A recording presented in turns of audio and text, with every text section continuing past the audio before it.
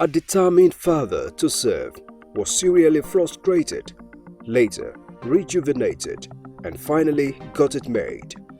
And having been tested and trusted, the citizens wanted him once more to lead the most populous black nation in the world. From an original intent to shift from an unfavorable paradigm to the quest to consolidate developmental strides, the story of President Muhammadu Buhari riding high and the call to service.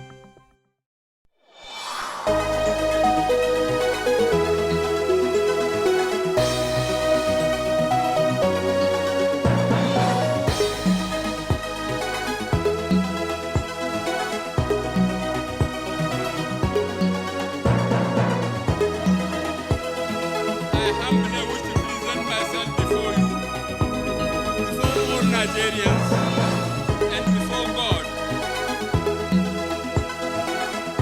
Muhammadu Buhari of the All Progressives Congress.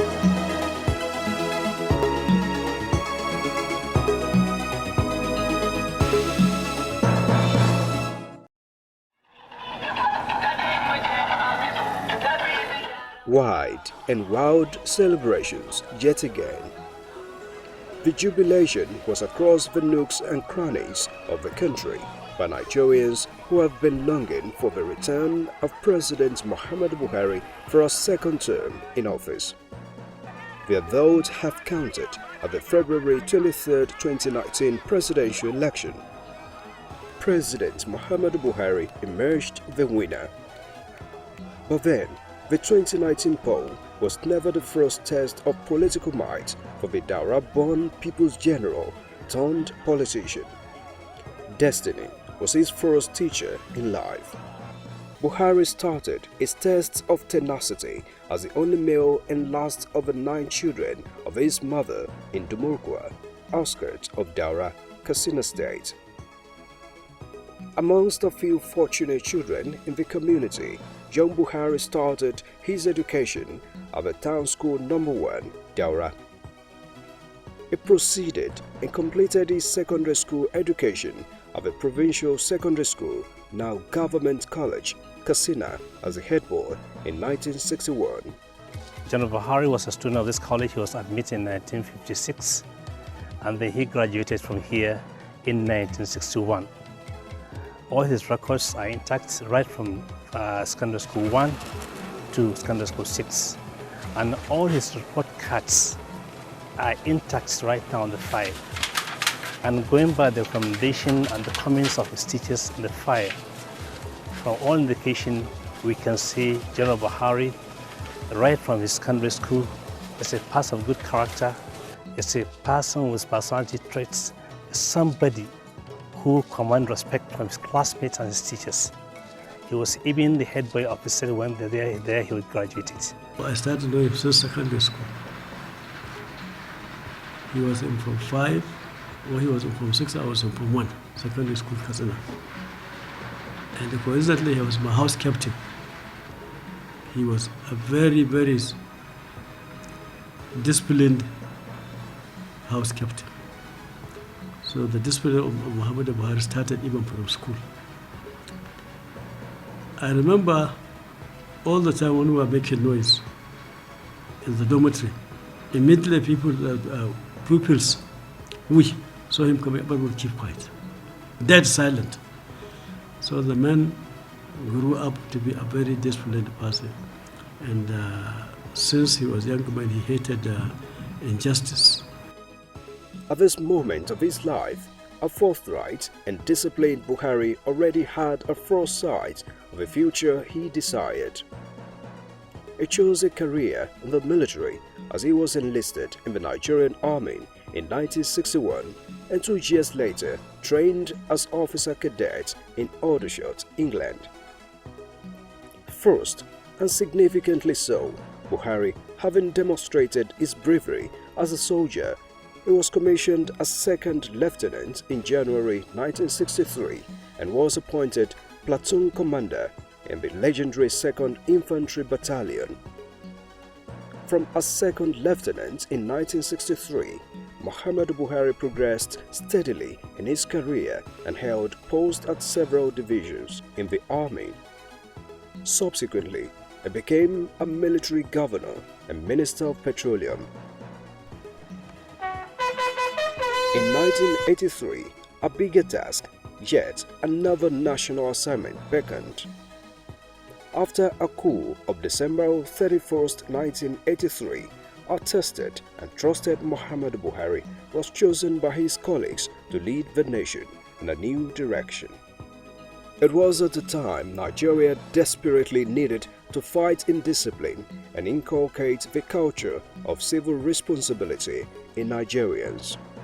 We knew there was insecurity, we knew there was corruption, we knew there was all sorts of vices within the society. Once we establish that, then we begin to look for the man who is fit, who is capable to provide solutions to some of these problems. And at that time, Buhari fit in very well because he was a good soldier, quite honest. He's a man of his mind, So I think he quite easily fit into it. As expected, apart from giving a good fight to indiscipline, he was also encouraged to check corrupt practices. And it was an intent he has made known without pretense. However, the military regime of the anti-corruption crusader was short-lived. Then, away from the barracks to the ranch as Buhari withdrew to private life.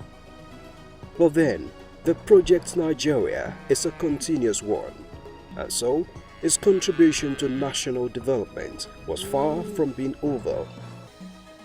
General Buhari was close to a decade in retirement before he was called upon by late General Sani Abacha in the mid-90s to pioneer the Petroleum Trust Fund, PTF. Under his watch, the excess accrues from fuel subsidy removal was utilized to improve all aspects of the nation's socio-economic life. The return of democracy to Nigeria in 1999 again triggered another surge for men of integrity to champion the cause of new democratic governance in the country. With his unblemished track record in various previous offices, Muhammadu Buhari came to the mind of the wise men. Following several interventions and self-conviction, General Muhammadu Buhari offered to serve the nation again, but this time as a Democrat.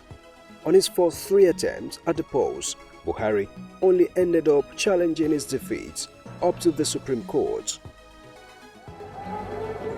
In 2003, he contested on the platform of the All Nigeria People's Party (ANPP) against the then incumbent president Olusegun Obasanjo. He gave another shot in 2007 against the candidate of the then ruling People's Democratic Party, late Umar Musa Yar'Adua.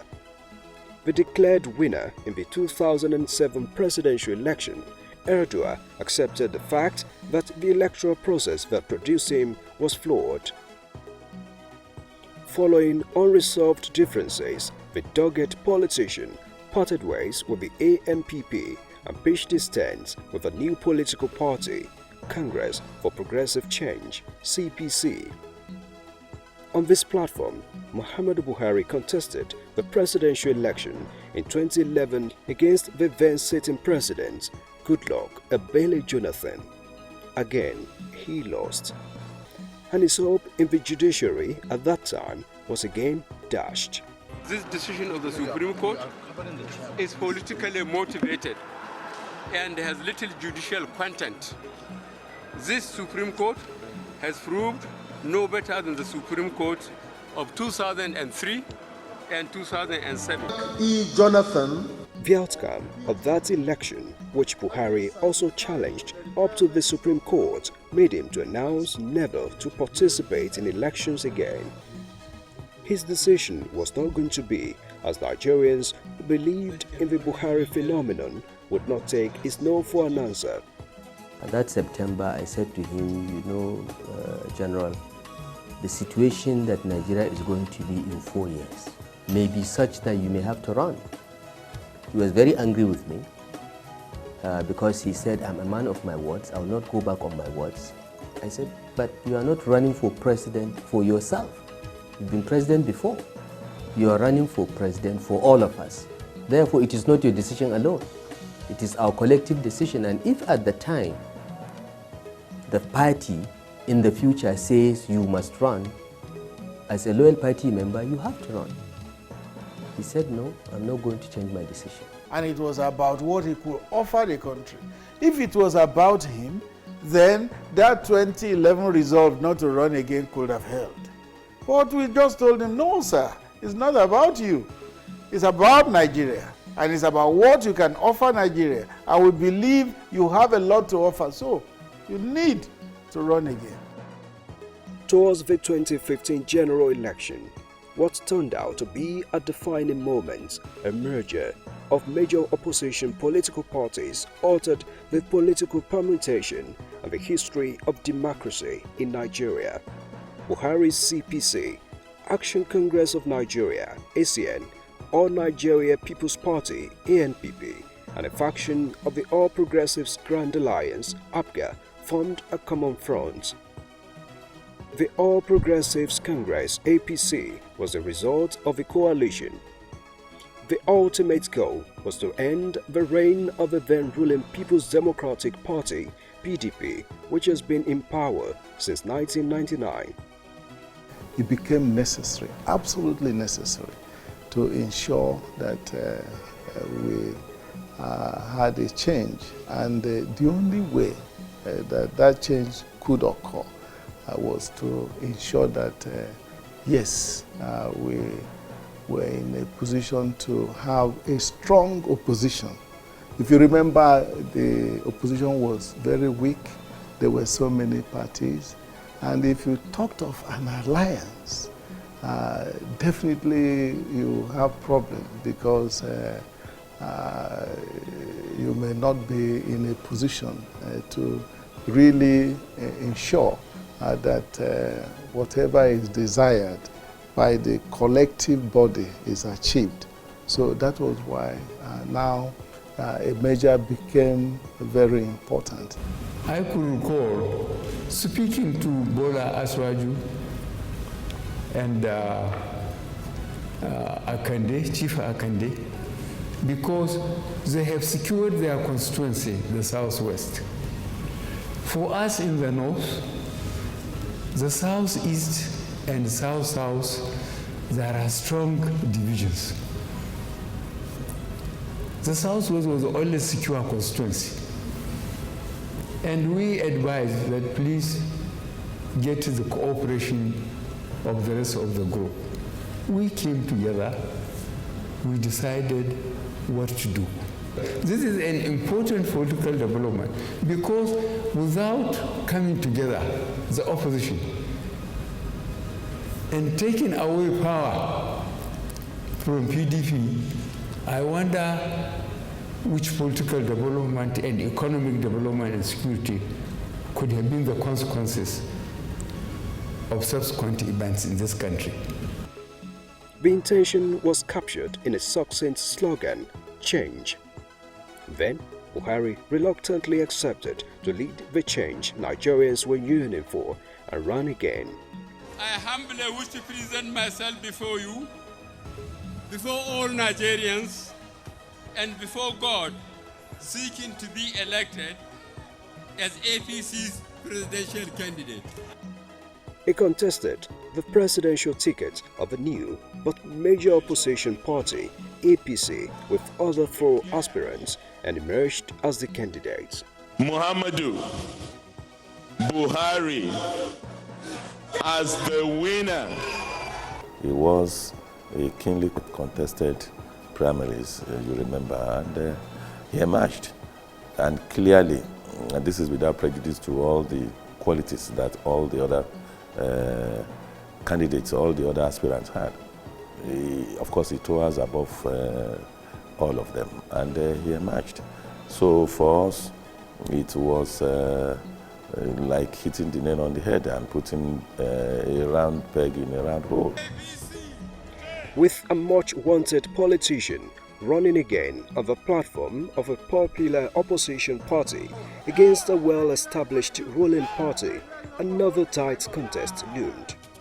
And then, the APC metamorphosed from just a party to a national movement as Buhari was seen as the answer to what Nigerians were frantically yearning for: fight against corruption, improved security, and economic development. The wave of change swept across Nigeria like a wildfire leading up to the 2015 general elections. Having been a former Minister of Petroleum, that under his watch 3 refineries were constructed. Having been a head of state, having been a chairman of Petroleum Trust Fund that managed infrastructure development across the country, they could not trace anywhere where he pilfered public funds. So for that, over the years, he garnered a lot of supporters across the country and developed what we call cult followership. This led to an unprecedented feat in the honors of Nigerian democracy. Though it happened in the month of April 2015, nobody was fooled on the announcement of the presidential election result. A sitting president was unseated for the first time in Nigeria, and the goal-getter achieved what he had longed for over 12 years. So, finally, Buhari got the mandate, and Nigerians who believe in him welcome a new leader to pilot the country in a new direction and a greater height of development. The shopping list of Nigerians' yearning and expectations on socio-economic development is literally endless, and they would not settle for less. Despite an initial health challenge, Muhammadu Buhari administration settled in and faced the challenges confronting the country. Boko Haram terrorist insurgency in the northeast has been largely degraded. Corruption is being scaled down and the economy picking up, while infrastructure projects are also springing up like never before. It's been proven that there will be no development, economically, socially, without having the infrastructures in place. And that's what it came to do. For me, that is what, for me, is the peak of the pack in the achievement of President Muhammadu Buhari. Today, whatever anybody wants to say, just look at it. Look at our transportation system. Look at our railways. My dad spent all his life working for the railways, so I know it, I can speak to it. Railways was dead, totally buried. He came, like play, he resolved it. Nigeria was not just created today. Even this new dispensation from 1999 now, 1999 to now, it will be 20 years this year. So why was it difficult in those previous 16 years for anybody to fix those rails? Look at our airport. For the first time, nobody has done it. That rail will get to the airport. Go to Abuja airport. You will feel that you are anywhere in the world. So when you say things like that, as a people, we must learn to look deeply and compare and see. Yes, we may not be where we want to be, but clearly, President Muhammadu Buhari is walking his talk. Mr. President, in spite of the meager resource, had embarked on the most massive critical infrastructure for the country in the last 3.5 years.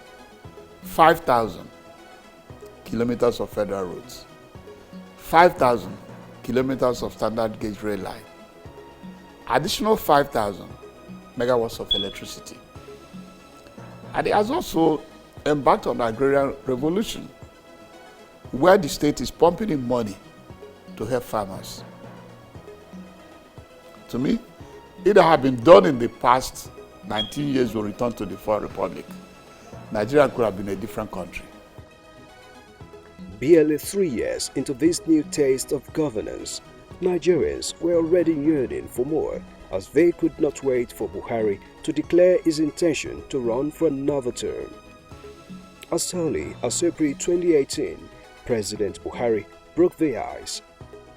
Despite that, individuals and groups of supporters would not leave anything to chance in ensuring the return of the man of the people.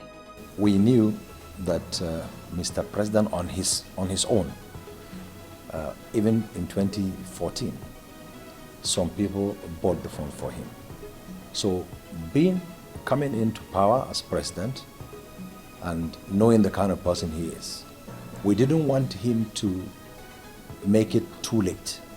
If we had left him, he would have just gone back to Daura with his cows. But we felt we needed somebody like him who will certainly not touch other people's funds, which happened in the past. And then, the Buhari-Osinbajo administration decided to take developmental strides in the Nigeria project to the next level. Those in favor say yes. The yearning for more by Nigerians was likely the case amongst the APC card-carrying members as Buhari again emerged the sole candidate of the party after a direct primary election across the country. Nigeria, say Buhari. However, the unanimous decision of the party was not going to be binding on all Nigerians. The incumbent president faced an unprecedented challenge in the 2019 general election, with 73 candidates on the ballot paper contesting for the #1 seat. The principal challenger was a former vice president, Atiku Abubakar, who was once a stalwart of the ruling party. Coming in the year the country marks 20 years of uninterrupted democratic rule, the decision was for the eligible electorate to take at the poll on February 23, 2019. Muhammadu Buhari of the All Progressives Congress, having satisfied the requirements of the law and scored the highest number of votes, is hereby declared winner and is returned elected. Thank you. The love for Muhammadu Buhari defied all descriptions. Old and young expressed this in different ways. I like the government because farmers are making money. Apart from that, I see me at the time where you never did there, my promotion another day like this. My business, no, they move. But now they move. They move well. Most of the leaders in this country are those who either buy their love or buy their fame or buy their political position. But in your own case, you don't spend 1 naira and you have love come to you. You have leadership come your way. This is only judgment I have to say you are destined by God to govern this country. While Nigerians expect the judiciary to ratify their decision, President Muhammadu Buhari begins another 4-year term and is last constitutionally allowed. The promise is to take Nigeria to next level. The next level is going to be a level of infrastructure all over the country. Roads, rail, power, healthcare, everything. Everything infrastructure will have a major emphasis under the next level. Then healthcare itself will be a standalone focus under the next level. Therefore, the next level is a level of consolidation. It's a level in which Nigeria will go beyond potentials and will begin to realize her potentials. All of the things he had done did not make Muhammadu Buhari to own homes in excess of need, to buy cars or own them in excess of need, to open foreign bank accounts or to steal from the treasury. No, it cannot happen now that at this advanced age of his life, that President Muhammadu Buhari will become a different person than he had been. And I think this in essence is what warranted Nigerians' trust in him, mandating him to carry on for 4 more years as elected president of Nigeria. I assure Nigerians that the Buhari they know is the same Buhari they have and is the same Buhari they continue to have.